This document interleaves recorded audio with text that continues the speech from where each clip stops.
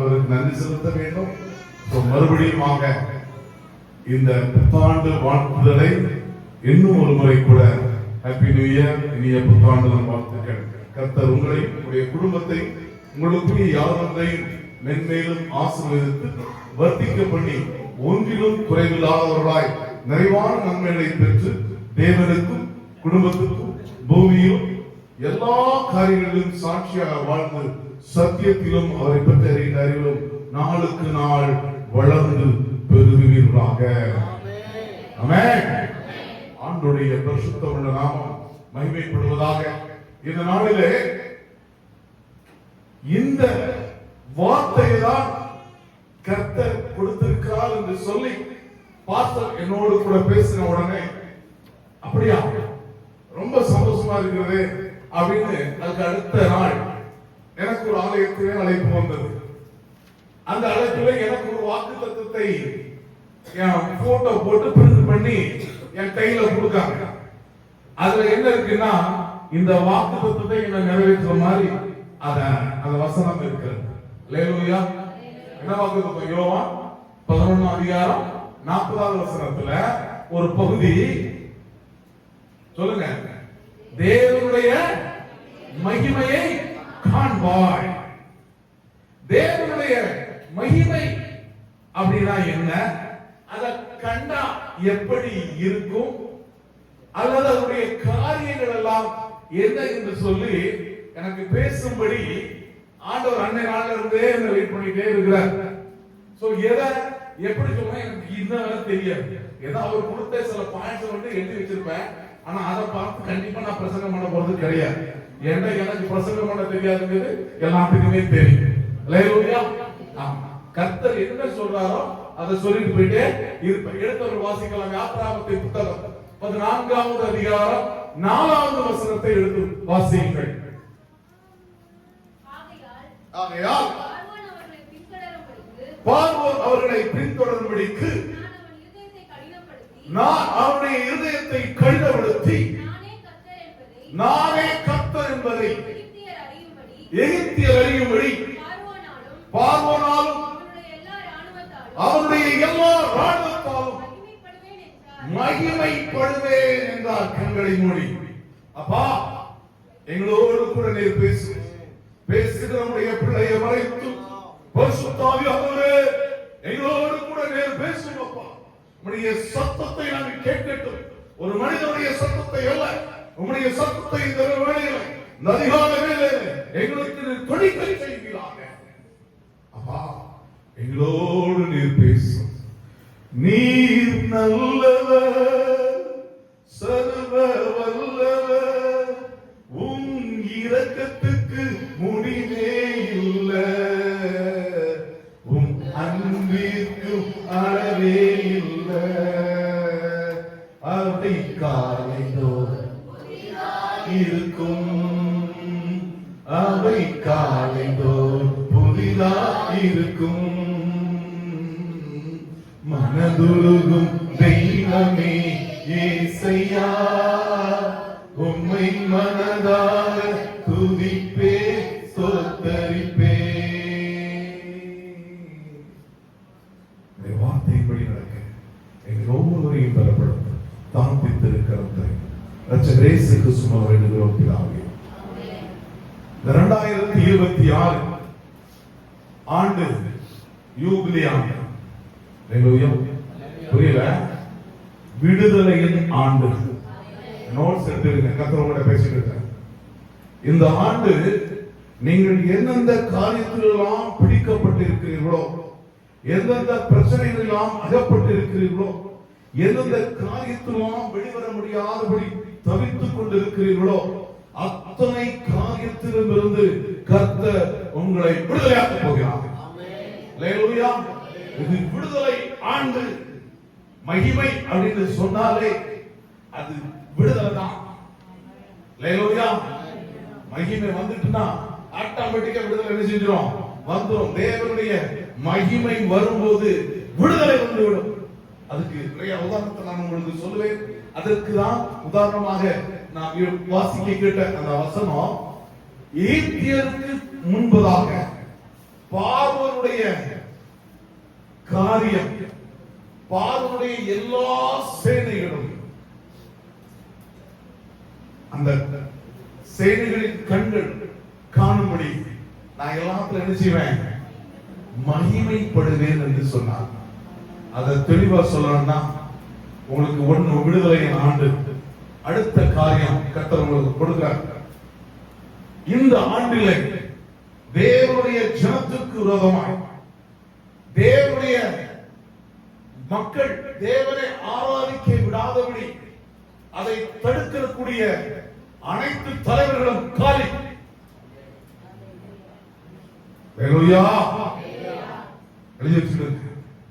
இந்த ஆண்டு அது யாரா இருந்தாலும் சரி, மொத்த பூமியிலும்.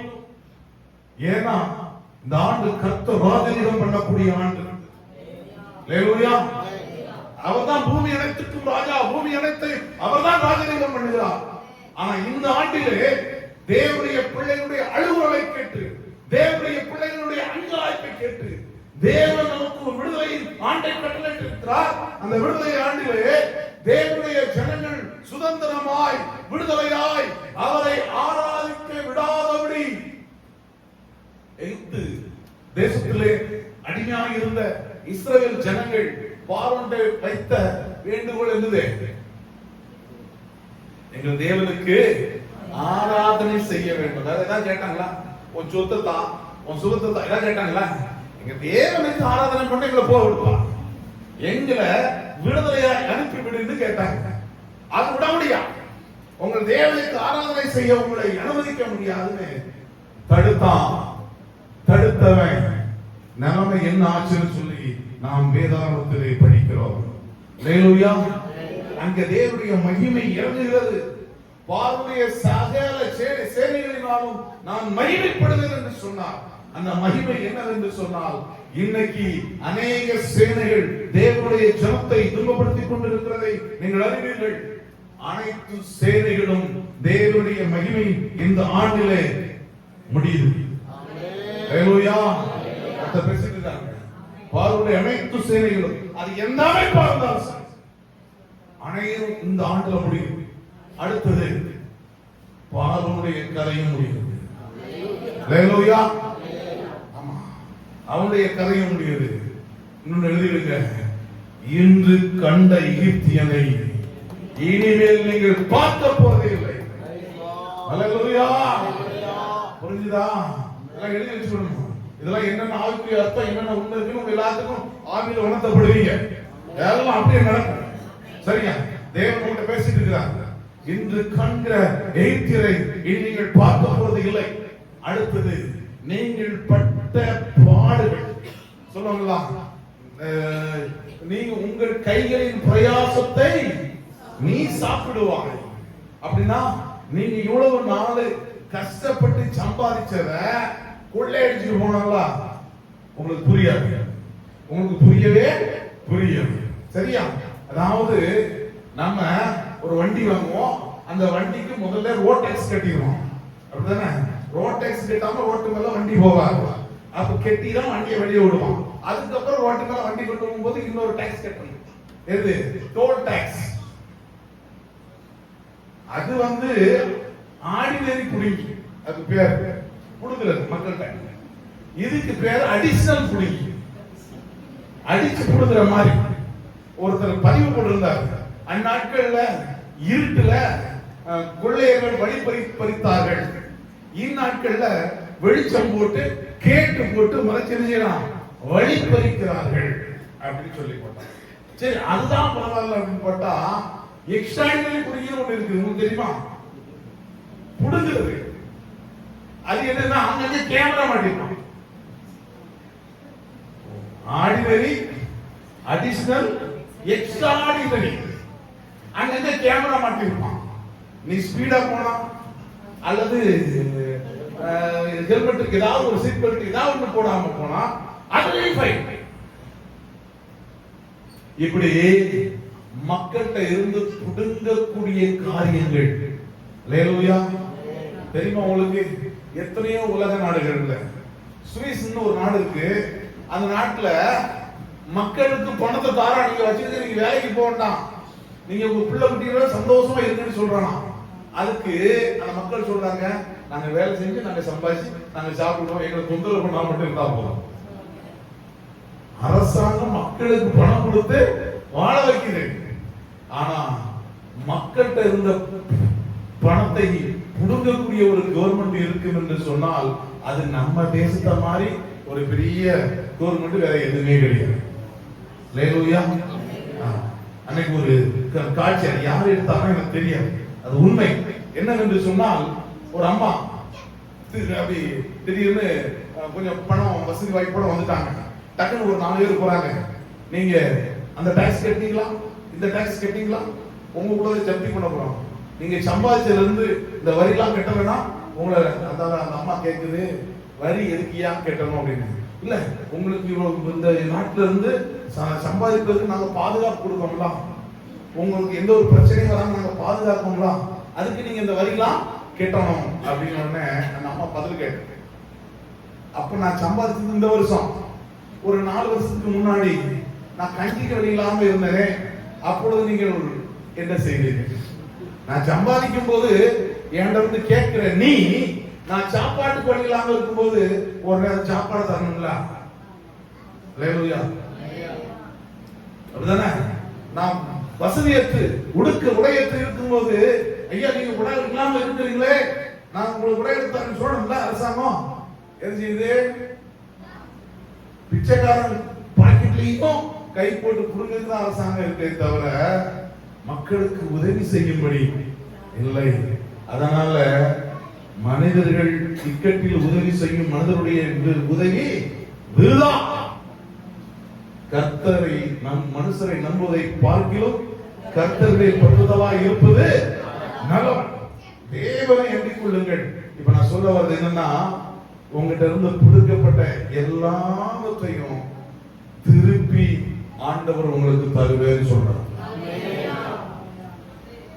நான் சொல்றது தோல் கேட்டு பைசா இல்ல. உங்களை யாரெல்லாம் ஏமாத்தி, உங்களை யாரெல்லாம் வஞ்சித்து, உங்களுக்குள்ளதை யாரெல்லாம் ஆட்டையா போட்டாங்களோ நம்ம பாசையில, உங்களுக்குள்ளதை யாரெல்லாம் புடுங்கினார்களோ அவ்வளவு பேரும் வலிய வந்து என்ன விட்டா போதும்னு சொல்லி உங்கள்கிட்ட கொடுக்க போறாங்க. இழந்து போன அனைத்து நன்மையும் இந்த ஆண்டிலே கர்த்தர் திரும்ப கொடுப்பார். இவ்விதமாய் நீங்கள் எகிப்தியரை கொள்ளையிடுவீர்கள். எகிப்தியரை கொள்ளையிடுவீங்க, உங்களை அடிச்சு துன்புறுத்தி உங்களுடைய உழைப்பை சுரண்டின, உங்களுடைய உழைப்பை புடுங்கின எல்லாத்தையும் இருந்து நீங்க இந்த ஆண்டு புடுங்குவீங்க. புரிஞ்சுதா? புரியாது. வசனத்தை தான் பேசிட்டு, வசனத்துக்கு மீறி ஒரு வார்த்தை பேசல. இதெல்லாம் இந்த வசனத்தை நீங்க கண்டிப்பா படிச்சீங்கன்னா லைனா வந்துட்டு இருக்கு. சரியா? இதெல்லாம் உங்க வாழ்க்கையில என்ன செய்ய போது நடக்கும் போது எல்லாவற்றுக்கும் மேலாக, அல்லேலூயா, எல்லாவற்றுக்கும் மேலாக ஒரு முக்கியமான சம்பவம் நடக்க போகிறது. யாரு உங்களை போகக்கூடாதுன்னு சொன்னாங்களோ அவங்களே உங்களை போங்கன்னு சொல்லி எங்களுக்காக வேண்டிக் கொள்ளுங்கன்னு சொல்லி விரட்டி விடுவாங்க. புரியல? கை தட்ட மாட்டீங்களா? உங்களுக்கு புரியல? எங்களுக்காண்டி ஜெபம் பண்ணுங்க ஐயா, எங்களுக்காண்டி வேண்டுதல் பண்ணுங்கன்னு வேண்டி கெஞ்சி கதறுவதை உங்கள் கண்கள் காணும்.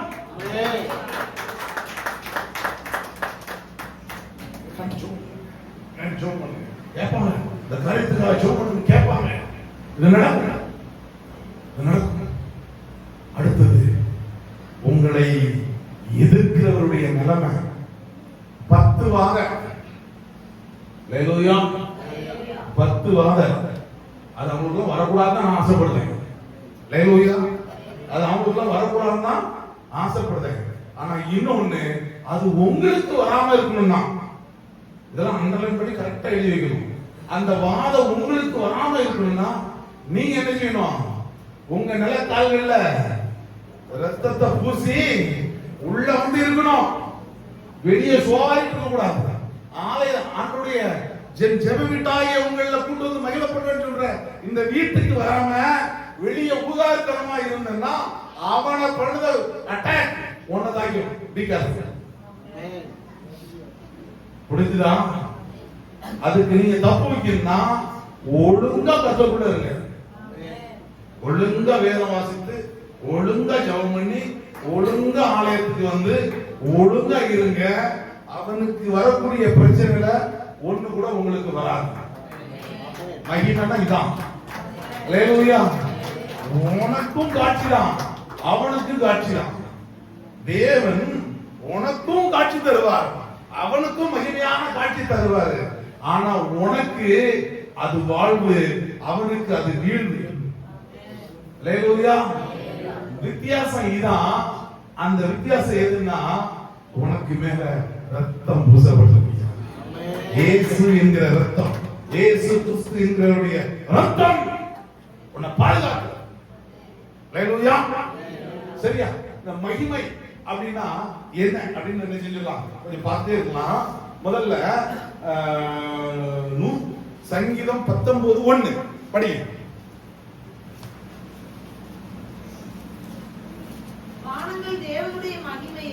வானங்கள் தேவனுடைய மகிமையை வெளிப்படுத்துகிறது. ஆகாய விரிவு அவருடைய கரங்களின் கிரியை அறிவிக்கிறது. வானங்கள் தேவனுடைய மகிமையை வெளிப்படுத்துகிறது. வானங்கள் எப்படி தேவனுடைய மகிமையை வெளிப்படுத்தும் சொல்லுங்க. யாத்ராகமம் 16:10 படிங்க. யாத்ராகமம் 16:10. ஆரோன் இஸ்ரவேல் புத்திரராகிய சபையாருக்கெல்லாம் சொல்லுகிறபோது அவர்கள் வனாந்தர திசையாக திருப்பி பார்த்தார்கள். அப்பொழுது கர்த்தருடைய மகிமை மேகத்திலே காணப்பட்டது. அல்லேலூயா. வானமும் தேவனுடைய மகிமை வெளிப்படுத்துது. அதுல ஊறுகிற மேகம் தேவனுடைய மகிமை என்ன செய்யுது? வெளிப்படுத்துது. அதனால இது பல வசனத்துல நாம எடுத்து சொல்ல முடியும். ஆனா அதுக்கு நமக்கு டைம் கிடையாது. சரியா? இப்போ வானமும் தேவனுடைய மகிமையை அப்படின்னா என்ன அர்த்தம் தெரியுமா? வானத்துல எத்தனையோ விதவிதமான நட்சத்திரங்கள், கோள்கள் இருக்கிறது. இதுவரை எந்த சயின்டிஸ்டும் ஆராய்ச்சி பண்ணி வானம் இவ்வளவு கோள்களை உடையது, இவ்வளவு பெரிய கோள்களை உடையதுன்னு ஃபுல்ஃபில் பண்ணி சொல்லவே இல்லை. புரியுதா? வானம் தேவனுடைய மகிமை வெளிப்படுத்தினா வானத்தில் இருக்கக்கூடிய நட்சத்திரத்தின் அளவு, சூரியனின் அளவு, சந்திரனின் அளவு, ஒவ்வொரு யூபிட்டர் அது நிறைய கோள்கள் இருக்குல்ல, அதெல்லாம் எவ்வளவு பெருசுன்னு சொல்லி அவங்களுக்கு தெரிஞ்சு கணக்கு வச்சிருக்காங்க. ஆனா அதை விட பன்மடங்கு பெரிய பெரிய கோள்கள் எல்லாம் என்னங்க இருக்கு? வானத்துல இருக்குது. ஒன்னால கண்டுபிடிக்க முடியாத அளவுக்கு உயர்ந்தது தேவனுடைய மகிமை. அந்த அளவுக்கு ஒரு பெரிய காரியத்தை கர்த்தர் இந்த பூமியிலே நமக்காக வைத்திருக்கிறார். யாருக்கும் புரியாது, எதுவும் தெரியாது, எப்படி நடக்குன்னு தெரியாது, இவ்வளவு பெருசு எங்க இருந்து தெரியாது. ஆனா இருக்கு, கண்டிப்பா அந்த மகிமையை தேவன் வெளிப்படுத்துவார். அல்லேலூயா. அதை நீங்க பாப்பீங்க. அறிவாளி கண்ணுக்கு தெரியாது, சயின்டிஸ்ட் கண்ணுக்கு தெரியாது, பெரிய பெரிய பைனாகுலர் வச்சு பார்ப்பான், அவங்க கண்ணுக்குலாம் தெரியாது. ஆனா கர்த்தரை உடைய தேவ ஜனமாகிய நம்முடைய கண்களுக்கு தெரியும். வான சாஸ்திரிகள் கூட லேட்டா தான் வந்து பார்த்தான். ஆடு பங்கேற்று அப்பொழுதே வந்து பார்த்தான். அல்லேலூயா. அவன் கண்ணுக்கெல்லாம் புலப்படாத கர்த்தர் நம்ம கண்ணுக்கு ஈஸியா அனுப்பிச்சுவாரு. மகிமை பார்ப்போம். கண்டிப்பா நம்ம மகிமை மேகத்துல அப்படியே இருக்கும். இந்த மேகம் என்ன செய்யும்? இந்த மேகம் என்ன செய்யும்? மேகம் இஸ்ரவேல் ஜனங்கள்லாம் சரியா? இப்போ உங்கள்கிட்ட ஒரு கேள்வி கேட்கணும், பரிசு கொடுக்கணும்னு ஆசைப்படுறேன். இந்த 1ஆம் தேதி முதல் நாள் முதல் ஆராதனையில உங்களுக்கு ஒரு பரிசு கொடுக்கணும்னு ஆசைப்படுறேன். சரியா? இப்போ இஸ்ரவேல் ஜனங்கள் எகிப்து தேசத்துல பாஸ்ரமாவும் பேசக்கூடாது, பாஸ்டர்னு சொல்லக்கூடாது. சரியா? எகிப்து தேசத்துல எத்தனை வருஷம் அடிமையா இருந்தாங்க? நம்ம எந்திரிக்கணும். கை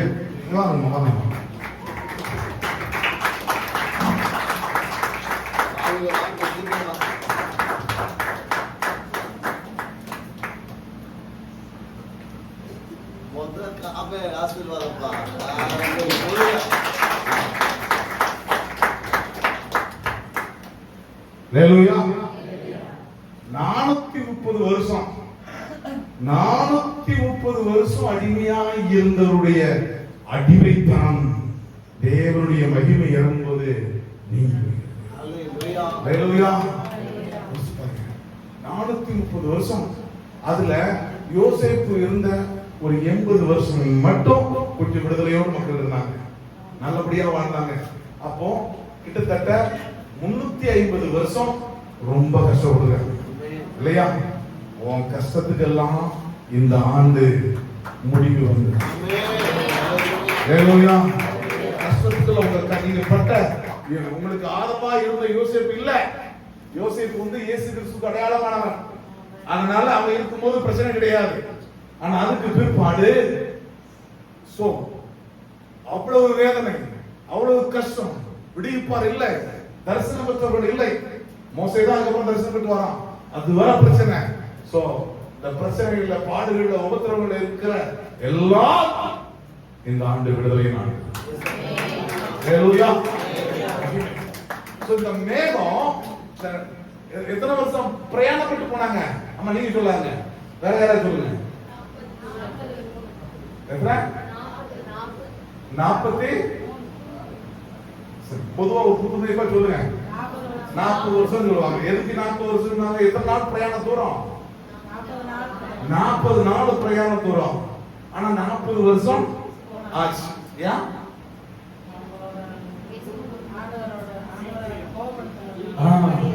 இவங்களுடைய கீழ்ப்படியாதவங்க. சரியா? இவங்க ஆண்டவர் ஒன்று சொல்லியிருப்பாரு, இவன் ஒண்ணு செய்வான். நம்ம மாதிரியே அவங்களும் இருந்திருக்காங்க. அப்படித்தானே? அப்படிலாம் கிடையாது.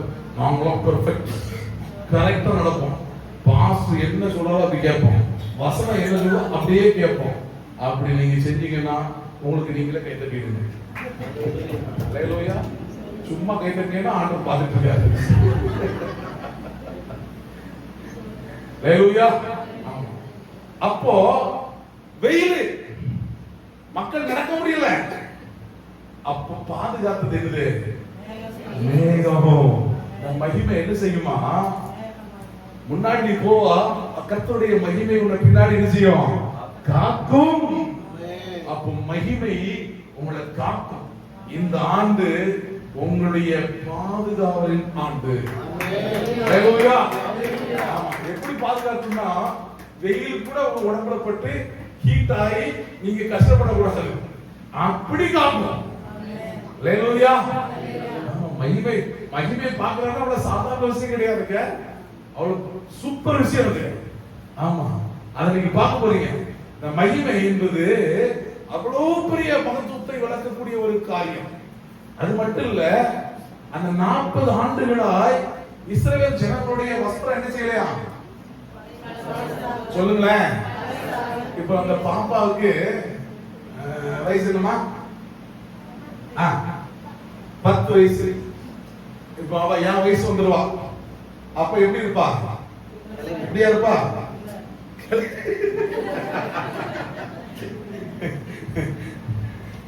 வளர்ந்து கொஞ்சம் உருவமெல்லாம் மாறி, ஒரு சில பல்லுகள் ஆடி, முடிகள்லாம் சிலது நரைத்து கொஞ்சம் வித்தியாசமா என்ன செய்வா? காணப்படுவா. அப்ப இந்த ட்ரெஸ் போட முடியுமா? முடியாது.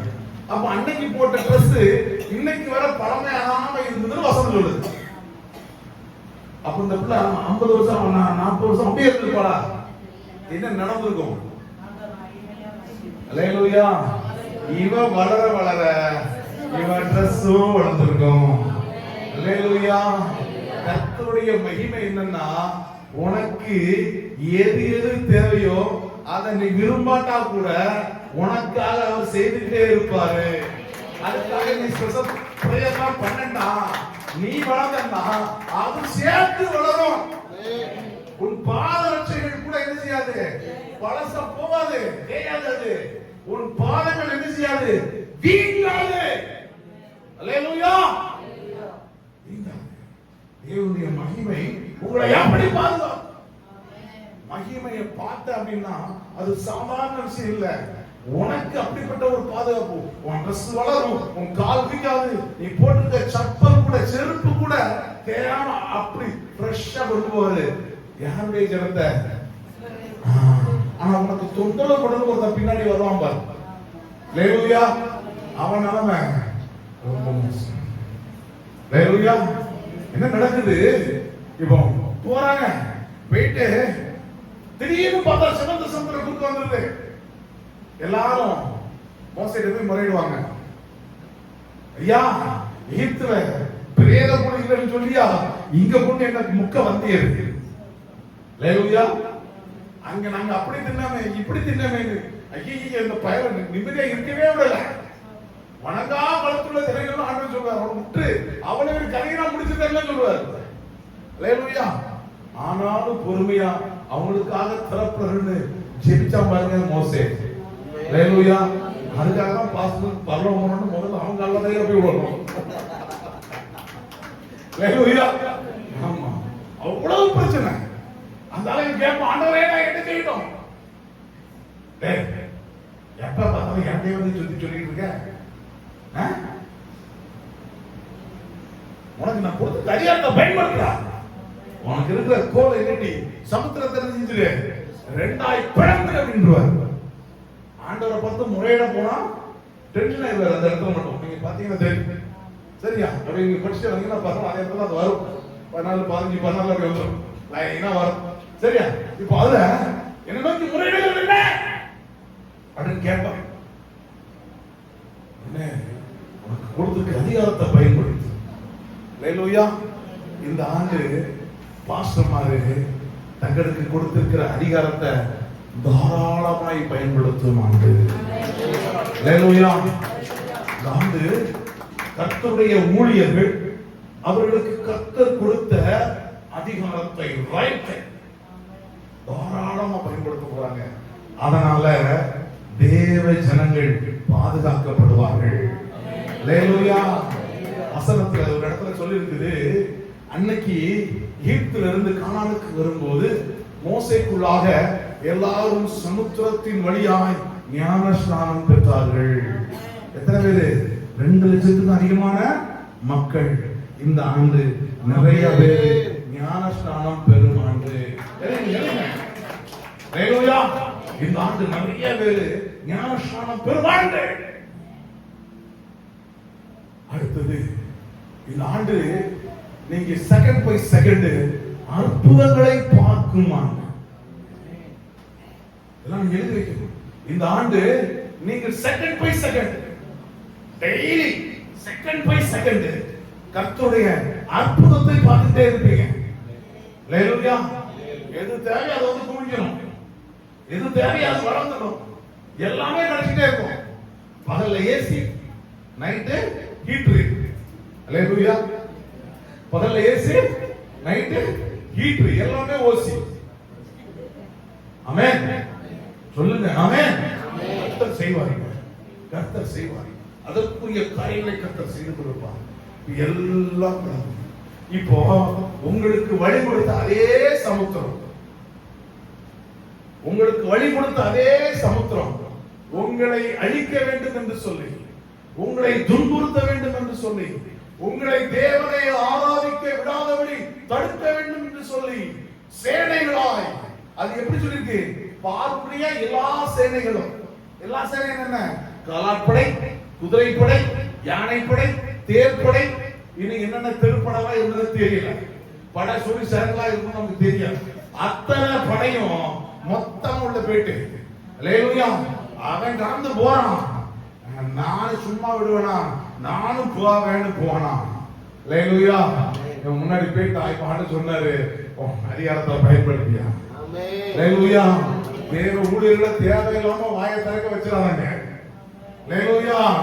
அவன் வாயை திறந்து கையை நீட்டிட்டான்னா கடல் கடந்துரும். அவன் வாயை திறந்து கையை நீட்டிட்டான்னா கடல் மூடி. அது தேவ ஊழியர்கள் வாயை திறந்து கையை நீட்டிட்டாங்கன்னா தேவனுடைய ஜனத்துக்கு அது ஆசீர்வாதம், அது மீட்சி, அது ரட்சிப்பு. அதே தேவனுடைய ஜனங்களுக்கு விரோதமாக எழும்பி போராடுகிறவர்களுக்கு இவனுக்கு வழி, அவனுக்கு குழி. ஹல்லேலூயா. உங்களுக்கு புரியாது? புரிஞ்சா கை தட்டி இருப்பீங்க. புரியல? உங்களுக்கு எது வழியோ எந்த மகிமை உனக்கு வழியை உண்டாக்கிச்சோ அதே மகிமை அவன் உனக்கு விரோதமா உன்னை அழிச்சிடலான்னு பின்தொடர்ந்து வந்த அத்தனை பேருக்கு கூலி மூடி. ஹல்லேலூயா.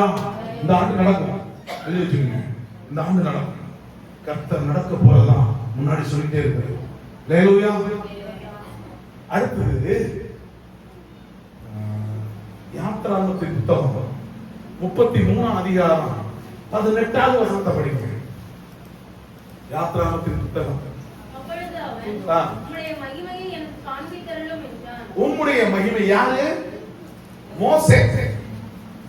எல்லாருக்கும் ஒரு ஆசை, எப்படியாவது தேவனுடைய மகிமையை பார்த்துடணும், எப்படியாவது தேவனுடைய மகிமை ருசி பார்த்துடணும் அப்படின்னு. ஆனா அந்த மோசையை மட்டும் பெரிய பேராசை. ஏன்னா அங்க ஆசரிப்பு கூடாரத்திலேயே அங்க என்ன இருக்குது? தேவனுடைய மேகம் மகிமையாய் வெளிப்பட்டு இருக்குது. ஆனா இவனுக்கு மட்டும் பேராசை என்னன்னா அவருடைய மகிமையை ஃபுல்லா எப்படியாவது தெரிஞ்சிடணும், பார்க்கணும் அப்படின்னு ஆசைப்பட்டான். ஆமா, புள்ள ஆசைப்பட்டா அப்பா நிறைவேற்றிக்கிறது செய்வார் இல்லையா? செஞ்சாரா இல்லையா? செஞ்சார். அப்படி கண்டிப்பான வசனத்தை படிங்க.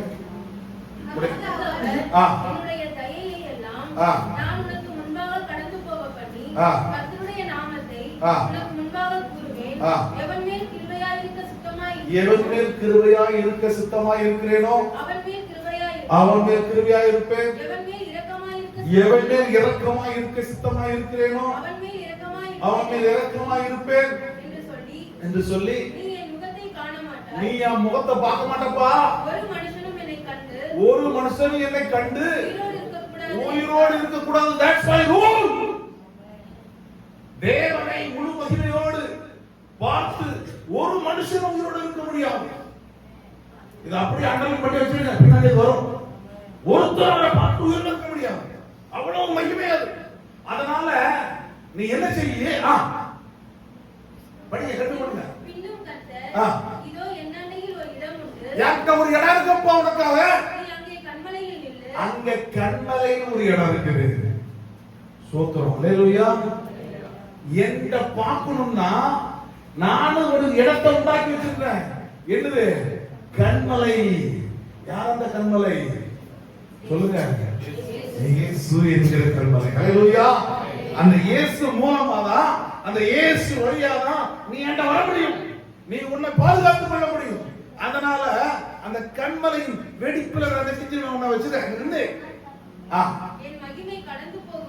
என் மகிமை கடந்து போகும்போது நான்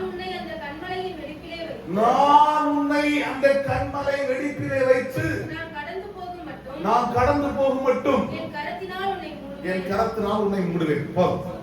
இதுக்கப்புறம் உள்ளதான் நானே சொல்லிருந்தேன், நேரம் ஆயிட்டே இருக்கு. சரியா? என் கரத்தினால உன்னை நினைச்சுவேன், மூடுவேன். என் மகிமை கடந்து போக மட்டும் நீ அங்கே இரு. அந்த கண்மலை, அந்த கைவிடா கண்மலை, அந்த இயேசு என்கிற அந்த கண்மலை இல்லைன்னா, வெட்டி எடுக்கப்பட்ட கண்மலை புறங்களாகி நாம் கிறிஸ்து என்கிற அந்த கண்மலை இல்லைன்னா பஸ்பமாயிருக்கும். புரியுதா? சொல்லுவது புரியுதா? அந்த இயேசு கூட இருந்தா மட்டும்தான், அந்த கண்மலை வெடிப்புல இருந்தா மட்டும்தான் தேவனுடைய வல்லமையிலிருந்து நம்மை பாதுகாத்துக் கொள்ள முடியும். அதனால நமக்கு எந்த ஒரு பாதிப்பும் வராது. அப்ப தேவனை பார்ப்பதற்கு, அவரை நெருங்கி சேர்வதற்கு நமக்கு யார் அவசியம்? இயேசு. ஒரு கூட்டம் அலைந்து இன்னைக்கு இயேசுவே தேவையில்லை, எங்களுக்கு ஏகவா போதும். ஆமா, அப்படி கூட்டம் தெரியுமா உங்களுக்கு? கோயம்புத்தூர்ல கூட இருக்கலாம், இங்க எல்லாம் இருக்குது. என்ன வந்து கேட்டாங்க, ஏகவா இயேசுவே கர்த்தாவே கர்த்தாவே தான் சொன்னாரு, அதனால அவரெல்லாம் கடவுள் கிடையாது, யெகோவா தேவன் தான் கடவுள் அப்படின்னாங்க. அப்ப நான் சொன்னேன், கரெக்ட் தான் ஐயா, எல்லாம் நீ சொல்றது கரெக்ட் தான். அந்த இயேசு மட்டும் வரலன்னா இவ்வளவு நேரம் நீ என்கிட்ட பேசிட்டு இருக்க முடியாது. ஹல்லேலூயா. அவர் வந்து தன்னுடைய உயிரை கொடுத்து என்ன மீட்டதுனாலதான் நீ இவ்வளவு நேரம் நீ என்கிட்ட பேசிட்டு இருக்க. இல்லன்னா நீ பேசும்போது அடி விழுந்துடும். ஹல்லேலூயா. உண்மைதானே? இயேசு மூலமா தான் நான் பாதுகாக்கப்பட்டேன், அவர் மூலமா தான் இப்ப நீ பாதுகாப்போடு போற பேர் அப்படின்னு. ஹல்லேலூயா. இயேசு தான் பாதுகாப்பு. ஆமென். ஹல்லேலூயா. பார்த்து சொல்லும் போது சொன்னாங்க, விடா கண் குடா கண் அப்படின்னு. இவரெல்லாம் ஒண்ணுமே பண்ண முடியாது. ஆண்டவர் சில ஆட்களை படைச்சு வச்சிருப்பாரு ஸ்பெஷலா. ஆமா, அவங்கள்ட்ட ஒண்ணுமே பண்ண முடியாது. ஏன்னா மத்திய பிரதேஷ் சீஃப் மினிஸ்டர் வந்து மதம் மாறினவர்களை தூக்கிலே போட வேண்டும் என்று சொல்லி அறிவிப்பிட்டிருக்காப்ல. பேப்பர்ல நியூஸ் வந்திருக்கு. அன்னைக்கு நான் மத்திய பிரதேஷ் போறேன், ஸ்டேஷன்ல இறங்கி விட்டேன், ஐ ஆம் a converted Christian அப்படின்னு. ஏன் போட வேண்டியது தூக்கல? ஹalleluya. அதுக்கெல்லாம் அசல் போறதே கிடையாது. ஆமென். ஹalleluya. யாரு தேச துரோகின்னு உங்களுக்கு தெரியுமா? தேச துரோகினா யாரு தேச துரோகி தெரியுமா? இந்திய இறையாண்மைக்கு விரோதமாய், இந்திய மக்களுடைய நலனுக்கு விரோதமாய் யாரெல்லாம் செயல்படுகிறார்களோ அத்தனை பேரும் தேச துரோகிகள். ஹalleluya. புரியுதா? இந்திய இறையாண்மை சட்டம் என்ன சொல்லுது தெரியுமா? நம்முடைய ஃபண்டமெண்டல் ரைட்ஸ் தெரியுமா? அவன் கடவுளை எங்க வேணாலும் தொழுது கொள்ளலாம், யாருக்கு வேணாலும் அறிவிக்கலாம், சரியா? எங்க வேணாலும் கூடி என்ன செய்யலாம், ஜெபம் பண்ணலாம். இது ஆர்டிகல் செக்ஷன் 25 23ல உள்ள நமக்கு கொடுக்கப்பட்ட ரைட்ஸ், நமக்கு கொடுக்கப்பட்ட உரிமை. இந்த உரிமைக்கு விரோதமா யாரெல்லாம் செயல்படுதாலோ அது யாரா இருந்தாலும் அத்தனை பேரும் தேச துரோகி. ஹalleluya. இப்ப தேச துரோகி யாருன்னு எல்லாத்துக்கும் தெரியும். ஹalleluya. அத்தனை பேரும் தேச துரோகி. இன்னைக்கு நியூ இயர்ல அதனால பேர் சொல்லாம இப்ப மட்டும் சொல்லிட்டு இருக்கேன். மத்த நாள்ல பேரை தெளிவா சொல்லிடுவேன். ஏன்னா அதுக்கு நம்ம பயப்படாது கிடையாது. அது ஹிந்தியில சொல்லணும். ஏன்னா நமக்கு புரியணும்ல, ஹிந்தியிலே சொல்லணும். அவ்வளவு தேச துரோகி தான்.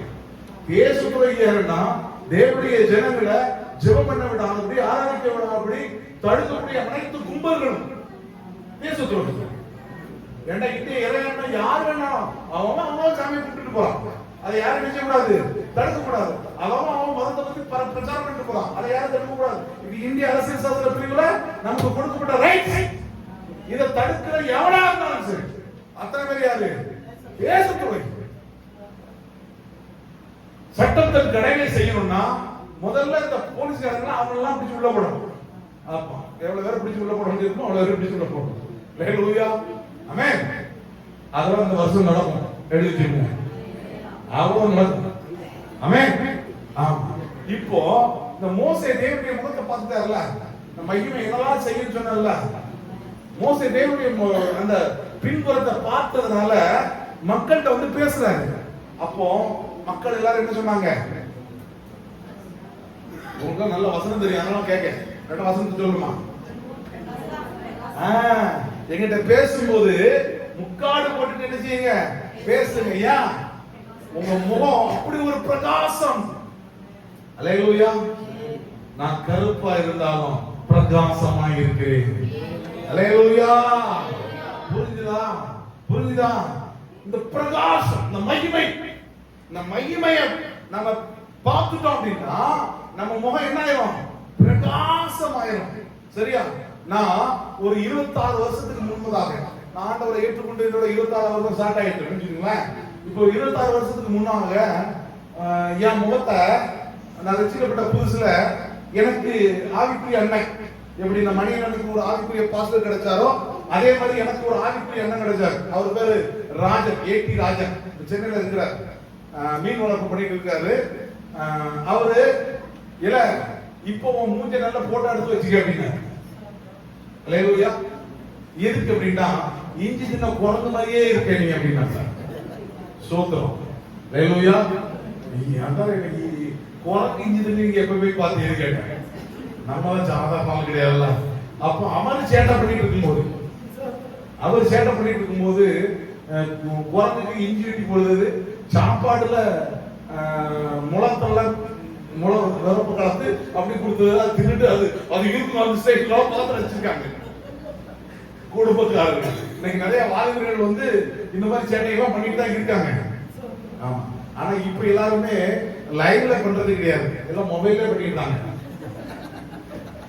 ஆமா, நாங்கெல்லாம் களிமண் எடுத்து நேர்ல பொம்மை செஞ்சு விளையாண்டோம். இப்ப எல்லாரும் இருக்காங்க மொபைல்ல விளையாண்டுட்டாங்க. பொம்மை பண்ணுமா, கார்டனிங் ஒண்ணு இருக்குது, மொபைல்ல விவசாயம்.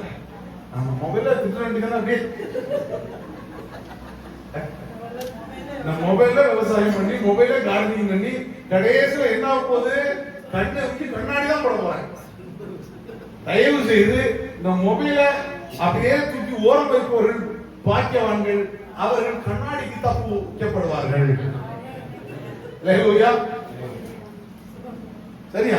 அதனால சின்ன பிள்ளைய கையில இன்னைக்கு நம்ம ஆட்கள் சின்ன பிள்ளைய கையில ஈஸியா மொபைல் தூக்கி கொடுத்துருவாங்க. ஏன் தெரியுங்களா? இவன் டென்ஷன் இல்லாம இருக்கணும். என்னால சுந்தரம் பண்ணிட்டே இருக்கும், சின்ன பிள்ளை ஏதாவது சுந்தரம் பண்ணிட்டே இருக்கும். அதனால அதை சாப்பிடும் போது மொபைல் கொடுத்தது விளையாடு. ஏன்னா இவங்க டென்ஷன் இல்லாம இருக்கணும். இவங்க வேலையில என்ன அப்படி என்ன வெட்டி முடிஞ்சு வேலை பார்க்க போறான்னு தெரியாது. இவங்க உட்கார்ந்து இந்த சீரியலை பார்த்துட்டு இருக்காங்க. இது பிள்ளைய கிடையாது. முதல்ல அதெல்லாம் நிப்பாட்டுங்க. அல்லேலூயா. பிள்ளைங்க கையில மொபைல் கொடுக்கறனா பிள்ளைகளுக்கு நீனே புடி கொண்டுதானே அர்த்தம். கூடுமான வர கம்பல்சரி பிள்ளைகளுக்கு மொபைல கொடுக்காது. ஏன்னா நம்ம கையில எப்ப மொபைல் வந்தது? நம்ம கையில எப்ப மொபைல் வந்தது? உங்களுக்கு வயசானவங்க தான் வந்தது. நான் எனக்கு வாலிப பையனா இருக்கும்போது வந்தது. ஆனா நம்ம பிள்ளைகளுக்கு குழந்தை பருவத்திலே வந்தது. அதே எப்படி அது படிச்சுட்டு தெரிஞ்சு அதெல்லாம் ஒண்ணு தெரிஞ்சு வேண்டாம். அந்த வயசு வந்த பிறகு கொடுத்தா போதும். அல்லேலூயா. என் பிள்ளைகளுக்கு இன்னும் மொபைல் கொடுக்கறது கிடையாது. கொடுக்க மாட்டோம். அதுக்கு வயசு வரட்டும். அந்த வயசுல கொடுத்துக்கலாம். அதுக்கப்புறம் அது கற்றுட்டா போதும். அதுக்கு முன்னாடி அதை கற்றுட்டு ஒன்னும் ஒரு அமெரிக்காவுக்கு அதிபர்லாம் ஒன்னும் ஆகணும். இதுல படிச்சுதான் ஆக போகுது. இந்த மொபைல வச்சிருக்க எல்லாரும் அதுல நான் ஸ்டடி பண்ணிட்டு தான் பண்றேன்னு சொல்றவங்க கை தூக்க பார்ப்போம். அதை தவிர வேற எல்லாம் பண்ணுவாங்க. மொபைல் வந்து கண்டுபிடிச்ச எதுக்கு? பேசுவதற்கு. ஆனா அந்த பேசுறது தவிர வேற எல்லாம் பண்ணுவோம். மொபைல் எதுக்காக கண்டுபிடிச்சாங்க? முன்னாடி லேண்ட்லைன் இருக்கும். வீட்டுல முக்கில் ஏதாவது ஓரத்துல இருக்கும். ஊர்ல 2 வீட்லயே 3 வீட்டுல தான் இருக்கும். எங்க ஊர்ல ஒரே வீட்டுல தான் இருந்தது. அவங்க போன் தான் சொல்லி விடுவாங்க. போய் இருந்து அடுத்த போன் ரொம்ப எடுத்து பேசணும் இல்லையா? அதுக்கு முன்னாடி ட்ரெயின் கால் போட்டு போஸ்ட் ஆஃபீஸ்லயே பேசணும். அது ஒரு விஷயம். நான் அந்த காலத்துல உள்ளதான் நான் வரேன். அதான் அந்த பிள்ளைக்கு தெரியாது. இப்ப ஓடி போய் போன் எடுத்து பேசக்கூடாதுன்னு சொல்லி இருந்த இடத்திலேயே பேசிக்கலாம் மொபைல் கண்டுபிடிச்சான். இன்னைக்கு போன் வந்த உடனே இருந்த இடத்திலேயே போன் பேசும் அனைவரும் பாக்கியவான்கள்.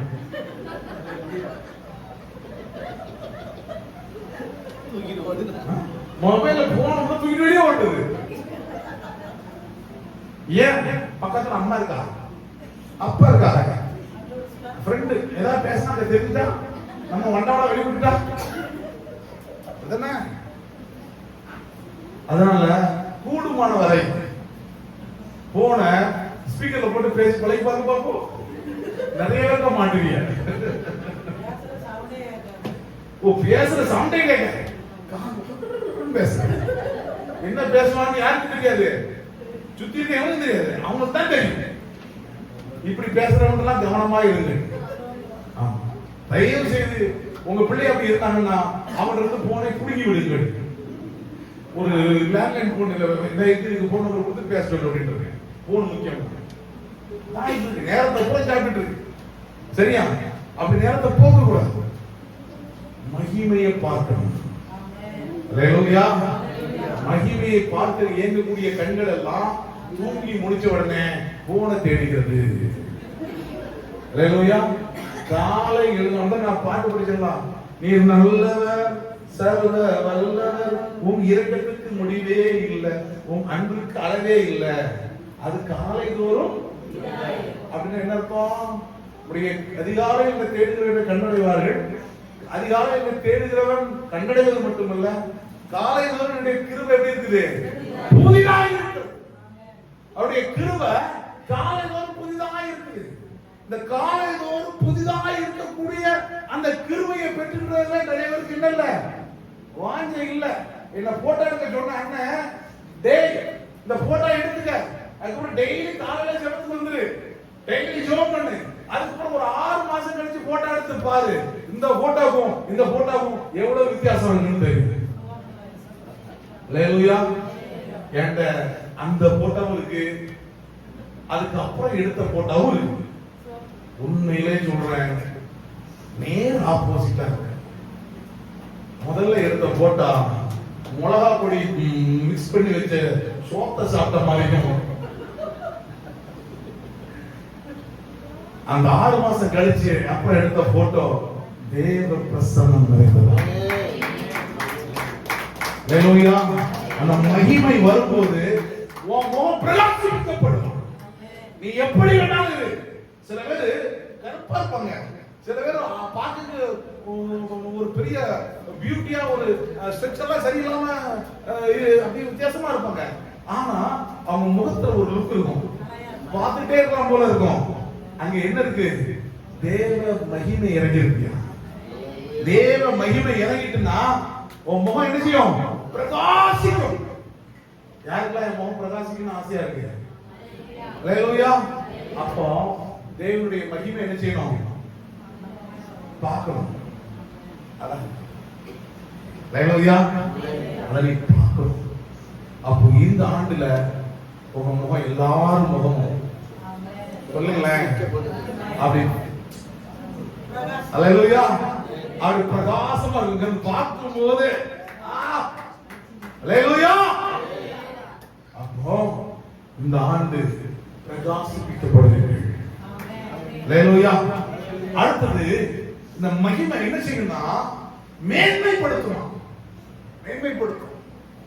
சரியா? மேன்மை எப்படிப்பட்ட மேன்மை? யோசேப்ப அந்த ராஜா சொல்றான், குளோரிக்கு அர்த்தம் என்னன்னா மகிமை, மேன்மை, உயர்வு, ஒரு நல்ல ஸ்தானம் அப்படின்னு நிறைய வழக்கம் கொடுக்குறாங்க குளோரிக்கு, மகிமைக்கு. இந்த யோசேப்புக்கு அந்த ராஜா சொல்றான், வெறும் சிங்காசனத்துல மட்டும்தான் நான் உங்க கூட என்ன செய்வேன்? மேல இருப்பேன். மற்றபடி எல்லாரும் உன் சத்தத்துக்கு அல்லேலூயா. உங்களுக்கு இன்னும் சரியா புரியலையா? கை கால அசைக்கினா கூட உன் அனுமதி இல்லாம யாரும் அசைக்க கூடாது. இப்படி யோசேப்பை உள்ளதுக்கு போட்ட போத்திபார் கொண்டாட்டி வரை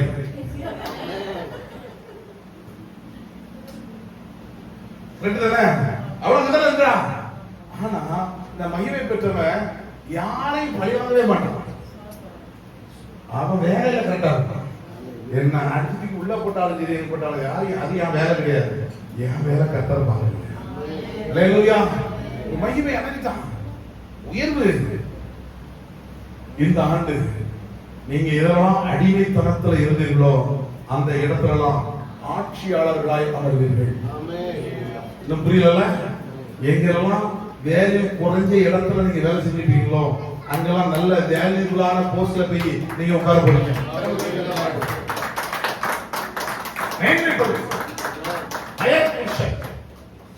மேன்மைப்படுத்து.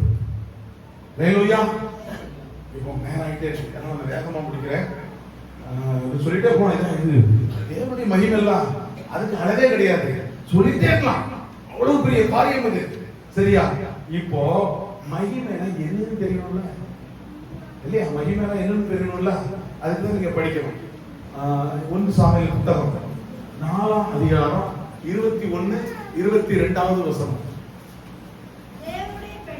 தேவனுடைய பெட்டி பிடிபட்டு அவருடைய மாமனும் அவருடைய புருஷனும் இறந்து போனபடினால் அவள் மகிமை இஸ்ரவேலை விட்டு போயிற்று என்று சொல்லி அந்த பிள்ளைக்கு இக்கபோத் என்று பெயரிட்டாள். தேவனுடைய பெட்டி பிடிபட்டு போனபடியினால் மகிமை இஸ்ரவேலை விட்டு விலகி போயிற்று என்றால். அல்லேலூயா. ஏன் இரண்டாவது அந்த வார்த்தையை அழுத்தி சொல்றாங்கன்னா, முதல்ல சொல்லும் போது அவருடைய மாமனாரும் புருஷனும் வந்துருக்காங்க. அதனால அவங்க செத்ததுனால மகிமை பெற்றோடு நீங்க தப்பா நினைச்சிடக்கூடாது. அவன் அதுக்கு பாத்திரவன் கிடையாது. ஏன்னா ஏலியின் மக்கள் எல்லாரும் பேலியாளின் மக்கள் என்று வேதம் சொல்லுகிறது. சரியா? ஏலி தன் பிள்ளைகளை அடக்கம் பண்ணுவது என்று வேதம் சொல்லுகிறது. அதனாலதான் தேவனுடைய பெட்டி பிடிபட்டு போனதுனால தேவனுடைய மகிமை இஸ்ரவேலை விட்டு போயிட்டு. அப்போ மகிமை இது தேவனுடைய பெட்டி. அப்போ இந்த தேவனுடைய இந்த உடன்படிக்கை பெட்டி இருந்து அந்த உடன்படிக்கை பெட்டிய சுமந்து வந்த ஆசாரியரின் கால் தண்ணீரில் பட்ட மாத்திரத்தில் நினைஞ்சிரும். ஐயோ, நாம் ரெண்டா பின்னிட்டு திருப்பி நினைஞ்சிரும். ஓடி உலர்ந்த தலைய மாறிடும். அவ்வளவு மகிமை. அல்லேலூயா. தேவனுடைய பெட்டிக்கு அவ்வளவு மகிமை. அடுத்தது தேவனுடைய பெட்டிய பிடிச்சு கொண்டு தாவரண்டையில வைக்கிறாங்க. அங்க வச்சு முடிஞ்சு நம்ம பிடிச்சிட்டு வந்துட்டோம், அரெஸ்ட் பண்ணி உள்ள கொண்டு வந்துட்டோம் அப்படின்னு பார்த்தா மறுநாள் தாவோன் எல்லாம் தேவனுடைய பெட்டிக்கு முன்னாடி என்ன செய்யுது, 5ஆம் அதிகாரத்துல குப்புறம் வந்து கிடக்குது. அல்லேலூயா. நேராயிட்டு நாங்களும் அப்படி சொல்லிட்டு போறோம், தெரியும் நினைக்கலாம். அப்படி குப்புறம் வந்து கிடக்குது. அடுத்த நாள் பார்த்தான், டேய் நீ குப்பையா வந்து கிடக்க, உன்னை நான் தூக்கி நிப்பாட்டிடுவேன். இன்னைக்கு நிறைய பேர் அதுக்கான சண்டை போட்டு நிக்கான். அல்லேலூயா. ஆமா, யார்கிட்ட எங்க ஊருக்கு நிறைய பேர் சண்டைக்கு வந்தான். ஏல நீ இதுக்குள்ள சண்டைக்கு வராது, உன் சாமி வர சொல்லு. அல்லேலூயா. பாகால் தெய்வமானால் பாகால வந்து சண்டை போடுது. அல்லேலூயா. ஏறு பாகால் நான் தான், அப்படிதானே? பாகால் தெய்வமானால் அத வந்து சண்டை போட சொல்லு. நான் கிருஷ்ணா மாதிரி நீ இருக்கிற வந்து சண்டைக்கு இருக்க. நான் உனக்கு கொடுத்த வரியை விட்டுட்டு, உனக்கு போட்ட மாலையை விட்டுட்டு, உனக்கு கொடுத்த எல்லா ஆராதனையும் விட்டுட்டு தூர போனா, ஆனா நீ தானே வந்து சண்டை போடணும். எதுக்கு கொடுக்கலையோ அந்த சாமி தானே வந்து சண்டை போடணும். நீ இருக்க வந்து சண்டை போடுத. யாராவது கேட்பீங்களா? இன்னைக்கு நான் தைரியமா கேட்பேன். அத வந்து சண்டை போட சொல்ல. இன்னைக்கு நிறைய பேர் அப்படி இல்ல, அதுக்காக நாங்க போய் நிற்போம். நீ நிப்ப, அது நிக்காது. அல்லேலூயா. நீ நிப்ப, அது நிக்காது. இந்த ஆண்டு அது அவ்வளவு நடக்கும். அல்லேலூயா. மையமாய் வரும்போது தேவனுக்கு முன்பாக தாகோனாலும் சரி பாகலானாலும் சரி பாதலாய் பறந்து போய் நடக்கும். பாருங்க, காதுகள் கேட்கும், கண்கள் காணும். நொறுங்கி மரணம் நிப்பாட்டிருக்கான். மரணம் முதலாவது குப்பரதான விழுந்து கிடந்தது. மறுநாள் கை தனியா, கால் தனியா, தலை தனியா, முண்டம் தனியா சேதறி போச்சு. அல்லேலூயா. ஆமா, முன்னாடி சாதாரணமா தான் இருந்தது. இப்ப நீ மல்லுகட்டு வந்ததுனால இனிவான் தாகோன் பாகரோட நிலைமெல்லாம் துண்டு துண்டா நொறுங்க போகுது. இந்த ஆண்டு அது நடக்கும். அல்லேலூயா.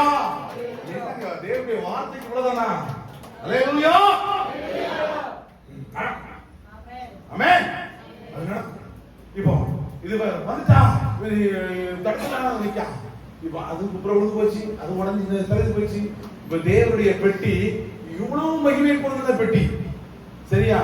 அப்போ தேவனுடைய மகிமை தான் இதான். இந்த மகிமை அப்படி என்ன அதுல வேல்யூ, அப்படி அதுக்குள்ள என்ன இருக்கு அப்படின்னு பாத்தீங்கன்னா, அங்க வசனம் சொல்லுது, எபிரேயர் 9:4 படிங்க. அதிலே பொன்னார் செய்த தூப கலசமும் முழுவதும் பொற்தகடு பதித்திருக்கப்பட்ட உடன்படிக்கை பெட்டி எங்க? மகா பரிசுத்த ஸ்தலத்துக்குள்ள பொன்னால் செய்த தூபவர்க்கம். நல்லா கேட்கணும். மகா பரிசுத்த ஸ்தலத்துக்குள்ள ஆல்டர்ல பொன்னால் செய்த தூபவர்க்கம் அப்படின்னு என்ன அர்த்தம் தெரியுமோ? இந்த ஆல்டருக்குள்ள வரணும்னா கள்ளம் கபடம் இல்லாது. நல்லா கேட்டுக்கணும். தங்கத்துக்கும் மற்ற உலகத்துக்கும் ஒரு வித்தியாசம் உண்டு, தெரியுமா? என்ன வித்தியாசம்? மற்ற உலகத்தை வந்து வெவ்வேறு கலருக்கு மாத்திரலாம். ஆனா தங்கம் மட்டும் என் நண்பன் கேட்டேன். எனக்கு தெரிஞ்ச என்னுடைய நண்பர் ஒருத்தர் கொல்லப்பட்டு வச்சிருக்கிறார், ராசாரியால பாக்குறேன். அவர்கிட்ட நான் வந்து தங்கத்தை மனைவி தாலி செய்ய கொண்டு போய் கொடுத்தேன். அப்போ அது கட்டியா இருந்தது. கொஞ்சம் சின்ன சின்ன பொருள்லாம் போட்டு ஒரு சின்ன போட்டு சர்ஃப்னு பிடிச்சாரு. உருகி உருண்டை ஆகி முக்கி எடுத்தாரு. கருகருன்னு ஏன்னா என்ன மஞ்சள் கலர்ல தங்கத்தை கொடுத்தா நீ என்ன இரும்பாக்கி கொடுக்க அப்படின்னு கேட்டேன். அப்ப அவன் ஒரு வார்த்தை சொன்னான், இரும்பு வேற, வெள்ளி வேற, மற்ற உலகம் வேற, ஆனா தங்கம் மட்டும் அதோட தரம் மாறவே மாறாது அப்படின்னா. புரிஞ்சுதா? ஏன்னா அதை எப்படி நாங்க எரிச்சாலும் உருக்குனாலும் அது பழைய நிலைமைக்கு திரும்பி வந்துரும். அல்லேலூயா. தேவனுடைய பிள்ளைகளுக்கு புடமிட்டாலும் அடித்தாலும் நொறுக்குனாலும் என்ன பண்ணாலும் அவங்க படப்படியும் அவங்க நிலையில திரும்பி வந்து விடுவார்கள். அல்லேலூயா. காரணத்தை கொண்டும் உலகத்துக்கு ஒத்து கூட இவன் போகவே மாட்டான். இவன் அந்த நிலையில தான் இருப்பான். அப்படி அவன் நிலையில நின்று கர்த்தரை ஆராதிக்கிறவன் தான் இங்க வர முடியும். அல்லேலூயா. யாருக்கு வர முடியும்? மகாபரிசுத்தத்துக்குள்ள ஆண்டவருக்குள்ள தாங்கெல்லாம் மாறாம கர்த்தரை ஆராதிக்கும், கர்த்தரை மட்டும் ஆராதிக்கிறவங்க உள்ள வரணும். அடுத்தது உடன்படிக்கை பெட்டி. சோ இந்த உடன்படிக்கை பெட்டி எப்படி, அது உள்ள ஒரு 3 காரியம் இருக்கும். சரியா? அதான் மகிமை இல்லையா? உடன்படிக்கை பெட்டி பிடிபட்டு போனோம்னா மகிமை போயிட்டு சொன்னான். அப்ப இந்த மகிமை சும்மா இல்ல, அங்க 3 காரியம் இருக்கு. என்னெல்லாம் இருக்கு?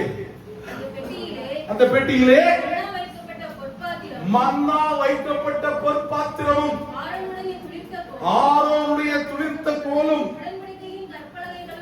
உடன்படிக்கையின் கற்பலகைகளும் இருந்தது. அல்லேலூயா. ராசா ராஜாக்களே செல்லங்களே, சூப்பர். ஒரு 10 நிமிஷம் கழிச்சு விளையாடுவானே. சரி, இங்க கவனிங்க. இப்போ உள்ள 3 காரியம் இருக்குது. மன்னா வைக்கப்பட்ட பொற்பாத்திரம், அடுத்தது ஆரோனுடைய துளிர்த்த கோல், அடுத்தது உடன்படிக்கையின் கற்பலகை, அவருடைய கட்டளை எழுதப்பட்ட வசனம் எழுதப்பட்ட பலகை. 3 காரியம் இருக்குது.